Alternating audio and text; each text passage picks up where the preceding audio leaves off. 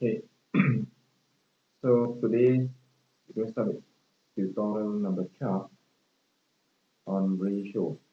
Tutorial 12 on ratio. So I'm going to explain some of the formula first.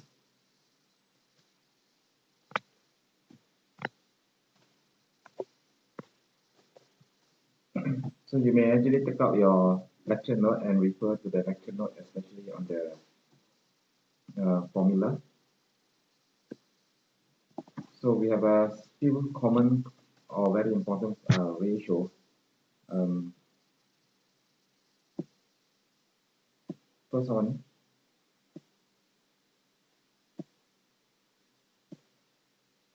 explain gross profit margin and net profit margin together. So GP margin is gross profit over sales, and net profit will be your profit before interest and tax. So net profit over sales. So the answer is in percentage. So if it's, let's say, year 2018 and year 2017, the ratio has increased from 30 to 40, or in this case here 10 for net profit increased from 10 to 15. So actually the percentage is shown here, but the most important thing is how do you explain this ratio. So 30% increase to 40, of course the answer is increased by 10. This one do not always carry mark. Increase by 10%, increase 5%. But actually more importantly is why increase, what is possible reason for the increase. So you have to know the possible reason. Okay, so I'm going to show you some example. If the company were to sell 1 unit, these are sales. 1 unit sales is $10, and this is the cost. This is $7, and $3 is a gross profit. So 3 over 10. 3 over 10 is 30%. So GP margin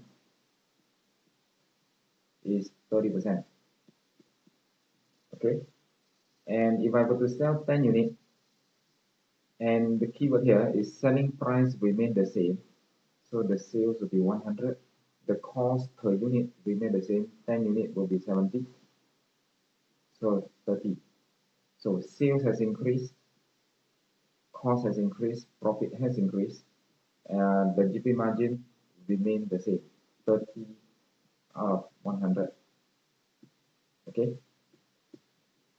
So we can therefore say that GP margin increase. GP margin increase. GP margin will not increase due to the output. You sell more, sales increase, cost increase, gross profit increase, but that doesn't mean your GP margin increase. The reason why your GP margin in this case remain the same, the keyword is the selling price is the same. Selling price is the same, the cost per unit is the same. That's why margin is the same. Every dollar you make 30 cents profit. So if you sell 100 units, selling price remain the same, $10. Cost per unit remain the same. So selling price remain, cost remain, your GP margin should remain. Okay, so if you have company A, company B, company C, it doesn't mean whether you're a big company you achieve more margin, or smaller company lower margin. It's just that they have the same selling price and the cost. So let's say now another company, they sell 100 units, and their selling price is, let's say, 10% higher. So $11 a unit. $11. The cost remain the same. $7. 400. So the margin has increased. Okay, the margin has increased. Increased to how much?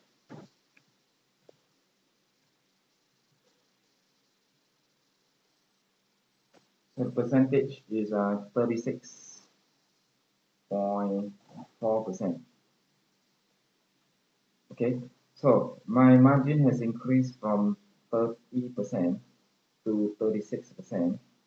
So increased by 6.4. The reason is because my selling price has increased. Okay, cost per unit it's not sales increase. Sales increase is wrong. Selling price increase is correct, because you can see here sales increase, but margin is still the same, margin is the same. So nothing to do with sales, but it is selling price. Okay. Another example, if I sell 100 units, my selling price remain the same. Per unit is $10. My cost now, because I sell more, so I buy more as well. So I got a discount. I get 1 unit $6. My cost has reduced. So 400. So my margin now is 40%.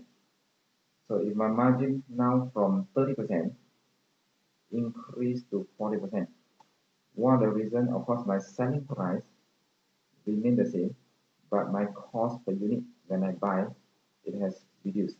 So when cost reduce, margin increase. So two reasons why my margin may increase is due to my selling price and higher selling price or lower cost, lower purchase cost or lower production cost. Okay, so knowing that cost is lower, if I'm the manufacturer, so it can be due to material cost is lower, labor cost is lower, or overhead is lower. So material cost lower because I buy in bulk, labor cost because of efficiency, overhead because rental reduce, I move to a cheaper place, okay, move overseas, lower rental, okay, lower depreciation. So therefore, my overall cost per unit has reduced, margin has increased. So conclusion, selling price increase or cost reduce will increase margin. Selling price increase, cost reduce, both will increase margin. Okay, quantity won't affect margin. So if my selling price increased by 10%, a 700 unit, it will be $11 per unit. My cost is $7 and is higher by also 10%. 770. So $330. Higher selling price, higher cost by 10%. Margin remain the same. Okay. Higher selling price, higher cost by 10%, 10%. My margin will maintain. Okay. But you can see from there and here, yes, margin maintained, but of course the profit is higher. Okay, higher by 10%. Okay. If my selling price up by 10%, my cost up by 20%. Higher cost due to higher petrol price, foreign exchange. I can't pass the selling price to my cost. I can only increase 10%. It will result in a lower GP margin. Cost is rise higher than the selling price. Margin will reduce. Okay. So now we move on to net profit margin.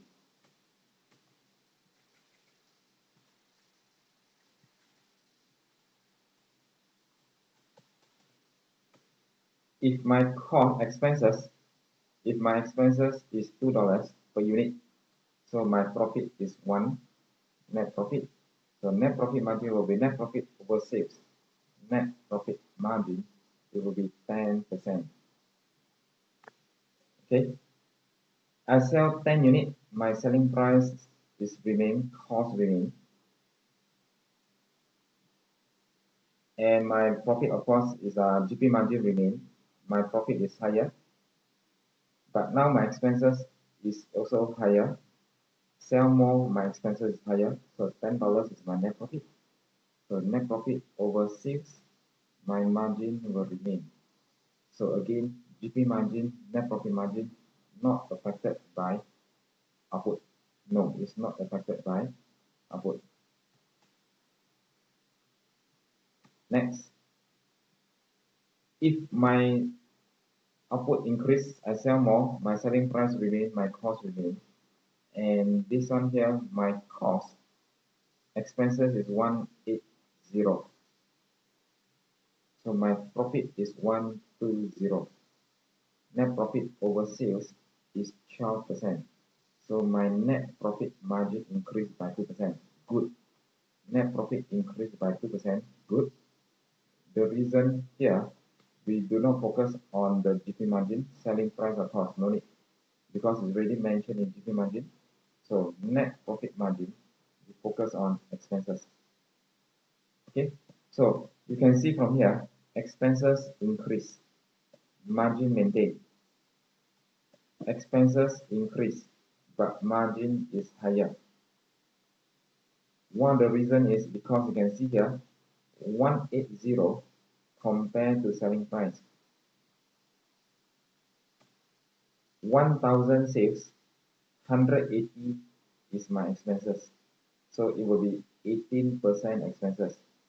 100 sales, $20 expenses, it is 20% expenses. So you can see here my expenses is 20%. Whereas for this example, my expenses is 18% of sales. That is why the margin increased by 2%. So expenses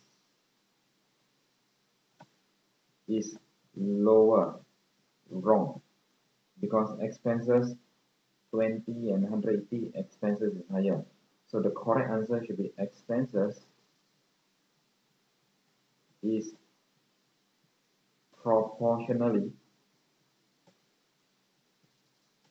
lower, because 20% reduced to 18%, proportionally lower. Okay, you cannot say expenses is lower because expenses is indeed is higher. $20 and 180 has increased, expenses has increased. However, expenses is proportionally lower. In percentage term, it is lower. It is only 18%. Okay. Then now, so let's say now, I use this example here. My expenses is 300. So net profit is 100. So net profit margin will be 100 divided by 1100. So it is 9.1%. So net profit margin has reduced from 10% to 9.1%, 12% to 9.1. Let's check here. Why margin is lower? 300 out of 11. 27%. So in terms of GP margin, they achieved 36% due to higher selling price. Higher selling price. Margin has increased to 36.4. Good. However, in terms of expenses, is 27%. So in terms of expenses, they are proportionally higher. Proportionally higher compared to 20% and 80%. So in terms of expenses, this company is very bad. Okay, now it actually bring down, I put it here, the expenses in terms of percentage is higher, proportionally higher. That's why you can see the margin is so much lower. Okay, the reason for 9.1%, one main reason, expenses. Even though higher selling price, higher margin, however, expenses drag down the overall net profit margin. So the company therefore should actually reduce or control the expenses. Okay, so this is how we explain GP margin and gross profit margin. Okay, so next ratio will be profit ROCE, return on capital employed. Is the profit before interest and tax. Profit before interest and tax. So the answer should be in percentage. So here we want to explain what is capital employed. Capital employed means equity plus debt or total asset minus current liability. Capital employed is equity plus debt. Equity plus debt or total asset less current liability. So example,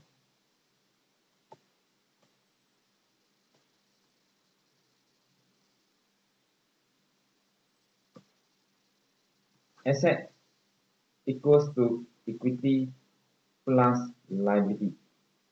So asset equals to equity plus liability. So we transfer over asset minus liability equals to equity. And we know equity is ordinary share plus share premium plus retained earning plus and also the revaluation reserves. These are equity. Asset will be your non-current asset plus current asset minus current liability minus non-current liability. So asset minus liability equals to equity. So non-current asset minus current liability transfer to the other side, non-current. Ordinary share plus share premium plus retained earning. These are my equity. Transfer this to the side plus non-current liability. Oops, this one should be plus current asset minus current liability. Transfer non-current to this side. So this one will be total asset minus current liability, which is actually equal to equity plus non-current liability, which is actually our debt. Okay, now total asset minus current liability equals to equity plus debt. Total asset minus current liability, equity plus debt is actually capital employed. Same. Okay, now it's the same. So this one is to find our profit. Example, if I invest $1,000 capital, okay, capital employed, equity plus debt, equity plus debt. So shareholder put in 1,000, I borrow another 1,000, I have 2,000 capital. So out of this 2,000, I make about 200 profit. So return on capital employed will be 2,000 equity plus debt. From the equity and debt, I make $200 profit. So I make 10% return. So this is to find our return, okay, on the capital employed. So ROE, profit after tax minus preference dividend, because we have a profit for the year, which is profit after tax. Let's say it is 5,000, and we know profit after tax we have to pay dividend. Dividend can be preference dividend, can be ordinary dividend. So 5,000 profit belongs to the shareholder. I got two types of shareholder: ordinary shareholder, preference shareholder. So I must pay preference and must pay ordinary. Not must lah, but it's optional. But preference share, preference dividend has to be paid.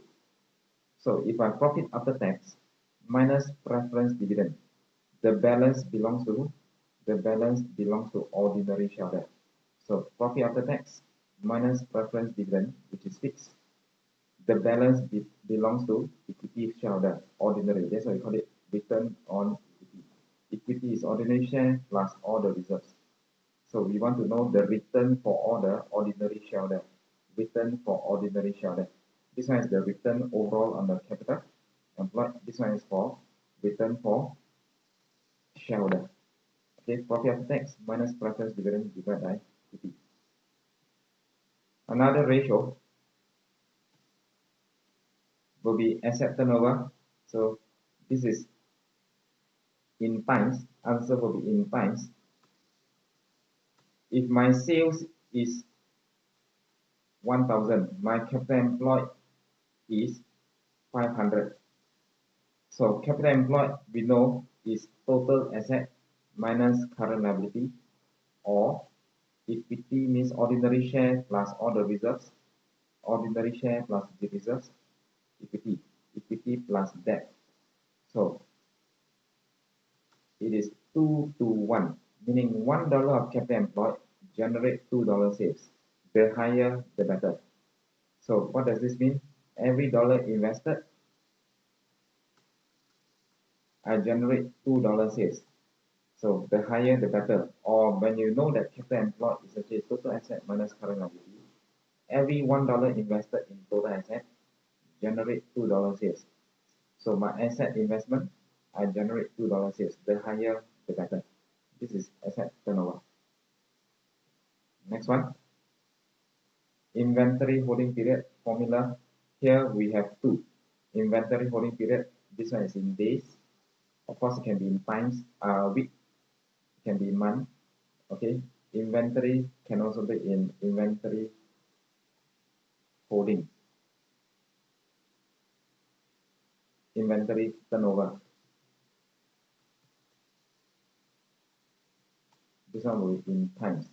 Two formula. So the main one first, average inventory divide times 365. If it's month, you times with 12 months. Receivable will be average receivable divide times 365, and payable will be average payable times 365. You can see when it's inventory receivable payable, we always start with inventory receivable payable average. So average is opening plus closing divided by 2. That is how we get an average inventory. Average receivable, same thing, opening plus closing divided by 2. Same thing for payable. Opening payable plus closing payable divided by 2 to get average. Divide by cost of goods sold or cost of sales. This one divide by credit sales. Okay, credit sales give rise to receivable. This one credit purchase. Credit purchase give rise to payable. That's how we memorize the formula.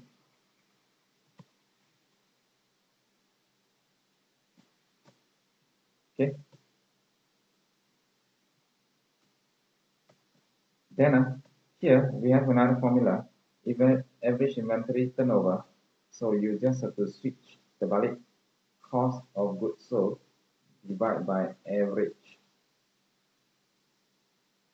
inventory. This one will be no need to times, this one will be in times. Okay. So now I'm going to explain here how do we convert from days to time, from times to day.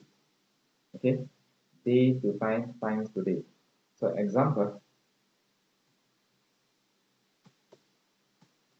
my average inventory opening plus closing divided by 2 is 100, and my cost of sales is 200 times with 365, it is 182.5 days.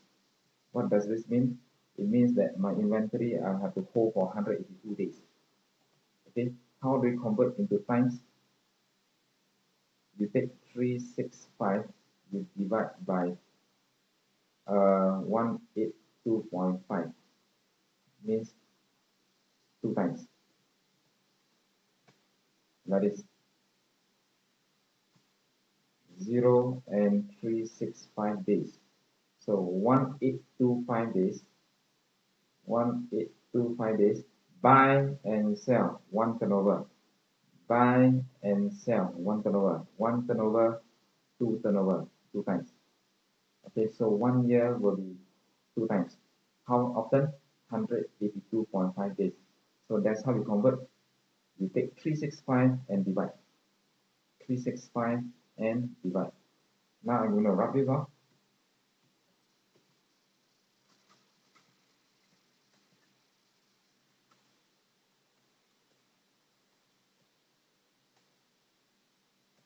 If the in terms of days is 90 days. So 90 days means how many times? 90 days, how many times? We know it should be around 4 times. Okay, so how to convert 365 divide by 90 days? So it's about 4 times. So it's about 90, 90, 90, 90, 4 times. 1, 2, 3, 4. Okay, 90 days convert to times. Next one. What happens if I were to tell you here the turnover is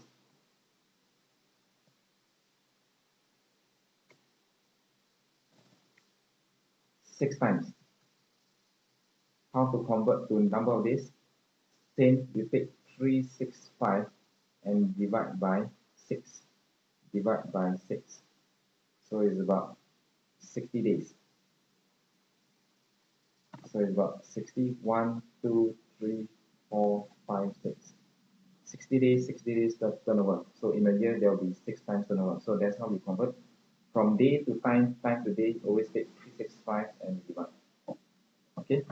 So if this one average receivable divided by credit sales is 90 days, means you take about 90 days before you are able to collect your money. Okay. You give your customer maybe 90 days term, so it will be 3 months. So if last time is 120 days,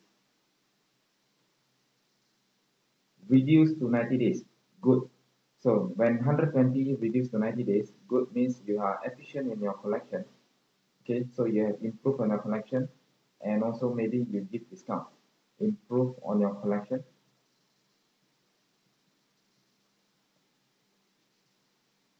Or you give discount.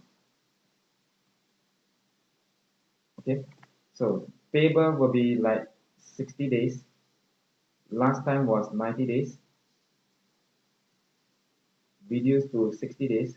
Good. The reason why is you pay early.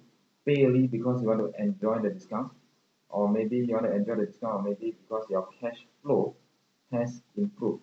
Therefore, you want to pay early. Yeah. Okay. So from 90 days reduced to 60 days. So that how we explain why it increases, why it reduces. Okay.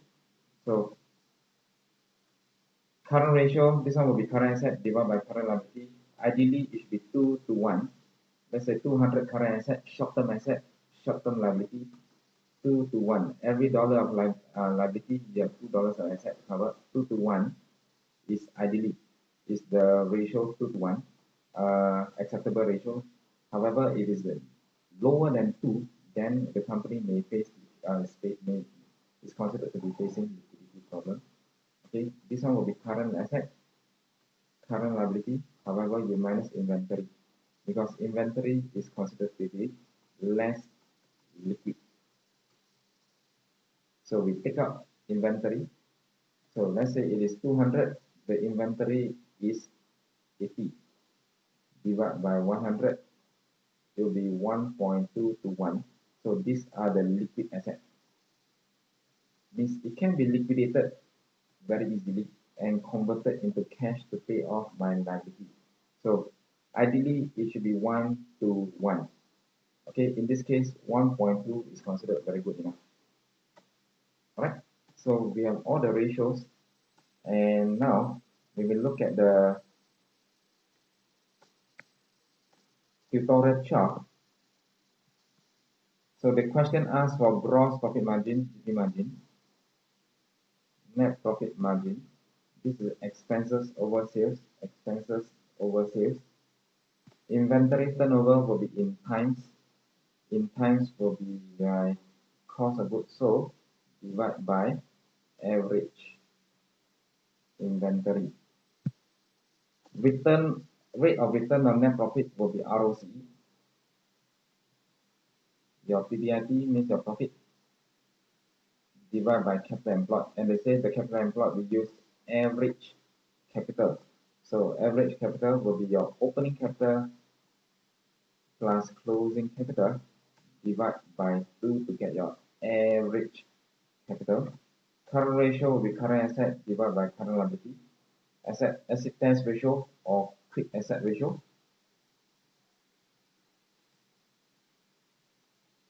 will be current asset minus your inventory divided by current liability. And receivable sales ratio, payable purchase ratio. So answer.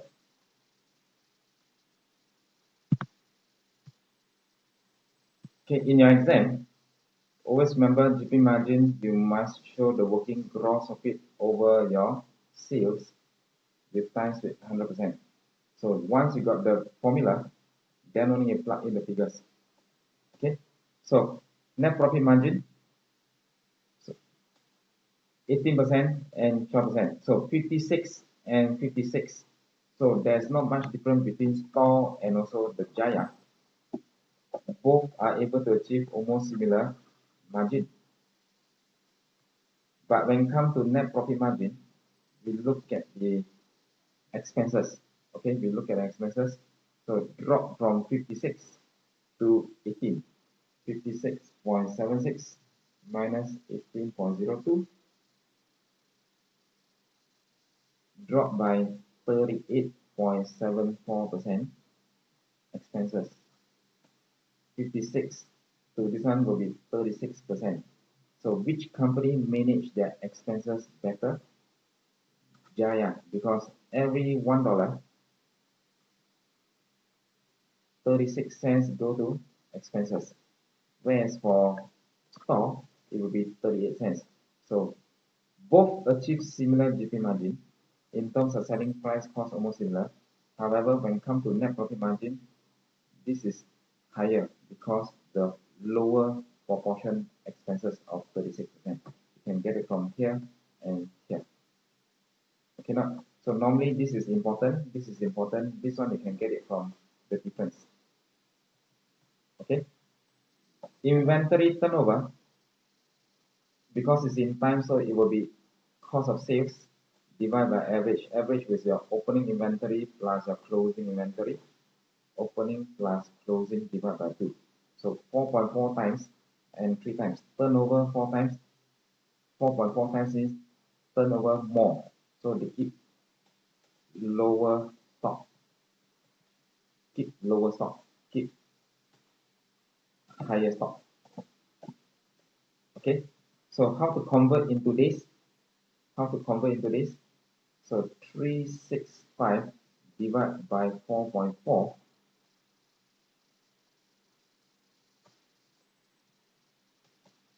82 days.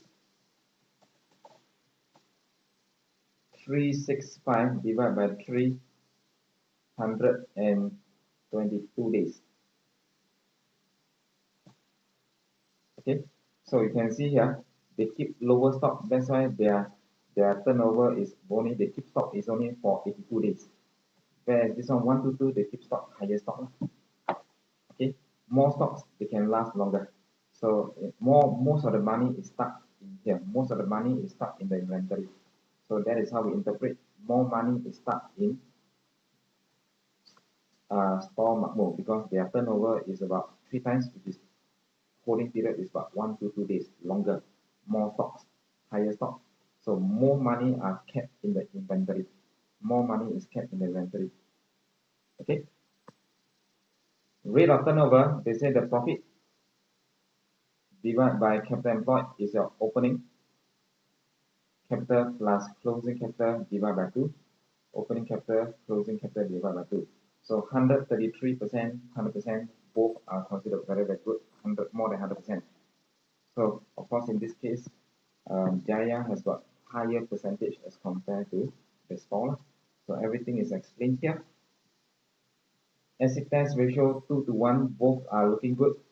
Okay, it should be, ideally it should be 2 to 1. So this is good. This is considered not too bad.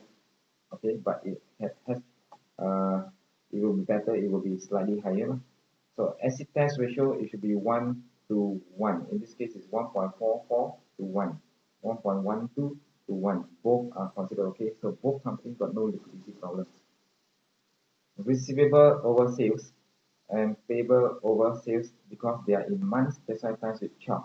Otherwise, it will be times with 365 for days. So which company take longer to collect?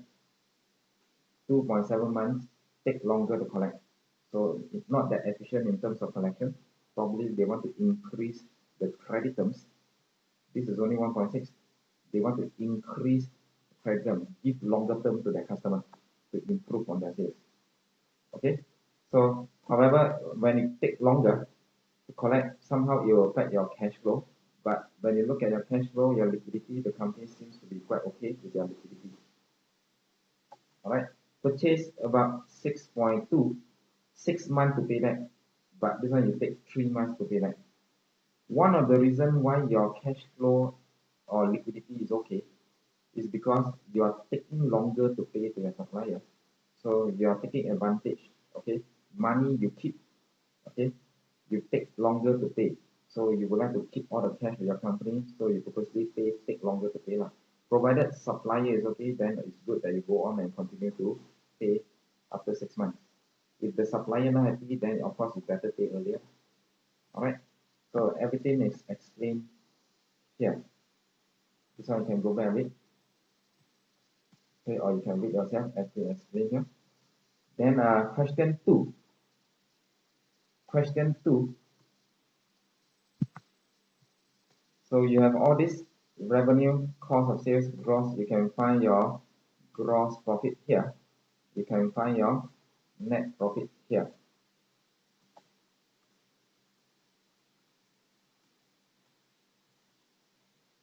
Okay, net profit. Property, inventory, receivable, bank, share cap. So this is capital. This is equity. Capital. This is reserves. So capital plus reserves is my equity. This is my debt. Long-term loan is a debt. So equity plus debt is my capital employed. Equity plus debt is my capital employed. Okay. So over here we have our gross profit margin, net profit margin. All this explain, and come to gearing ratio. Gearing ratio will be to calculate the level of debt. Debt divided by debt plus equity. In other words, is debt divided by capital employed.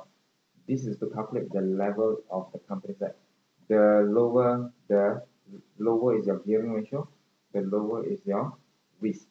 The higher is your gearing ratio, means the higher is your debt. So high gearing, high risk. Okay, so this is purely to calculate your long-term debt. Long-term debt. Okay, so we are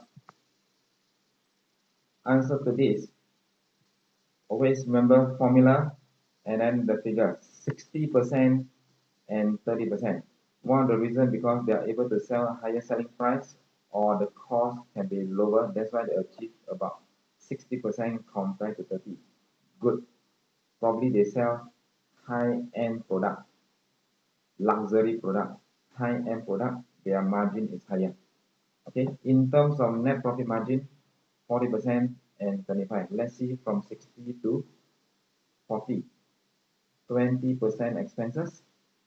30 to 25, there's about 5% expenses. So in terms of expenses, hyper are able to achieve, maintain or control their expenses to 5%. But this one, 20%. So one of the reasons why maybe their expenses is higher, maybe because of advertisement, okay, higher commission. So higher advertisement cost, higher commission, so 20% as compared to this is only 5%. Or it can be due to a lot of depreciation. High depreciation charge, higher cost compared to hyper. Okay, so in this case, hyper, even though their selling price, their margin is lower, but overall you can see the difference is not that high, it's due to their expenses. Okay, so we focus on expenses. This one ideally should be 2 to 1, and here is 1.31 to 1, 1.175 to 1. So this company may have liquidity problem. Okay, now, so gearing ratio is about 43%. This is my debt. This is my debt plus equity, which is capital employed. 43% actually less than 50 is considered okay. Therefore, 43% is okay, 27% is okay. However, for this company, they are slightly higher. Of course, in terms of risk, it's also slightly higher, but it's still manageable. Okay. 60 days credit term, 60 days to collect, whereas for the competitor is only 70 days. So longer credit term. Therefore, the sales is higher. The sales is higher, sorry, the sales is higher here. So they give longer credit terms, 2 months, so their sales is higher, therefore they have to sell higher selling price. When you sell higher selling price, higher margin. Okay, whereas for this company, probably because they are very efficient, or maybe they give a lot of give discount to customer to pay early, give discount to pay early. That's why their collection period is only 17 days. However, when it comes to payable, it's about 400 days, more than 1 year. More than 1 year. This one is about 3 months. So one of the reasons why you are taking so long, no money to pay, liquidity problem. You can see from here, liquidity problem. Okay, and one of the reasons why you have liquidity problem is because you are taking longer to collect money from the customer, and hence you got no money to pay to your supplier. Okay, so you try to link all the ratios together. All right, and the company is also facing some problem here, no money, and if they want to borrow some more, most likely bank will not going to lend them because their gearing ratio is almost 50%. Okay, so got liquidity problem, therefore unable to pay to their supplier.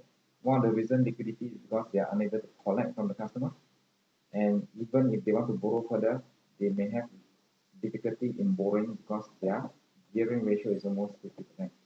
So overall, we can see that tech may be facing some problem as compared to hyper. Okay, hyper looks more healthy. Okay, tech looks like they have some little problem, even though they are able to achieve higher margin, higher margin. Okay, so that is for question 2, tutorial chart.